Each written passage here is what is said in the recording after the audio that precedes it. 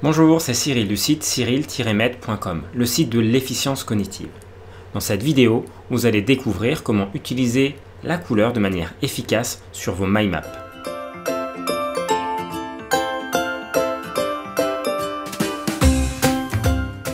Comme je vous le disais dans l'introduction, nous allons parler dans cette vidéo de mind mapping et plus exactement de comment vous allez pouvoir gérer la couleur efficacement sur vos cartes mentales. Mais avant de rentrer dans le cœur du sujet, je vous rappelle que les formations au mind mapping reprennent. Vous trouverez toutes les informations dans la description de cette vidéo. Revenons sur la gestion de la couleur sur une carte mentale. Traditionnellement, on utilise une couleur par branche de premier niveau que l'on va reporter sur les ramifications, ce qui donne des cartes qui ressemblent à ça. Il s'agit de l'utilisation de la couleur sur une carte comme le préconisait Tony Buzan, l'inventeur du mind mapping. C'est une excellente pratique qui apporte plein d'avantages. C'est très efficace pour catégoriser les différentes informations de la carte. Cela permet de créer des sortes d'aires colorées que vous allez pouvoir identifier très rapidement lors de la relecture. Cela permet également de bien organiser les informations, ce qui favorise naturellement à la fois une bonne compréhension et une bonne mémorisation. Et cela donne souvent de jolies cartes.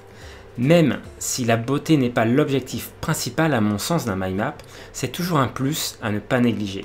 De cette façon, vos cartes seront plus engageantes et vous aurez sans doute plus de plaisir à les relire. Voilà pour la manière traditionnelle d'utiliser la couleur sur vos mind maps. Je vous propose maintenant d'aller plus loin et d'explorer une autre façon de faire. Vous pouvez aussi utiliser la couleur de façon concentrique. Je m'explique. Vous allez affecter une couleur pour toutes les branches de premier niveau et une autre couleur pour toutes les ramifications. L'intérêt de cette méthode, c'est de faire ressortir visuellement la hiérarchie d'informations, leur niveau d'importance. Et vous vous demandez peut-être quelle est la meilleure façon de faire entre ces deux méthodes que je viens de vous expliquer. Eh bien, ce n'est pas forcément la bonne question à se poser. Les deux méthodes sont bonnes. Et vous allez décider d'utiliser l'une ou l'autre en fonction de votre objectif quand vous dessinez votre mind map. De quoi avez-vous vraiment besoin? De faire ressortir les grandes catégories d'un sujet? Alors utilisez plutôt la première méthode, une couleur par branche de premier niveau et ses ramifications. Ou alors, vous avez peut-être besoin plutôt de faire ressortir les idées les plus importantes de votre carte.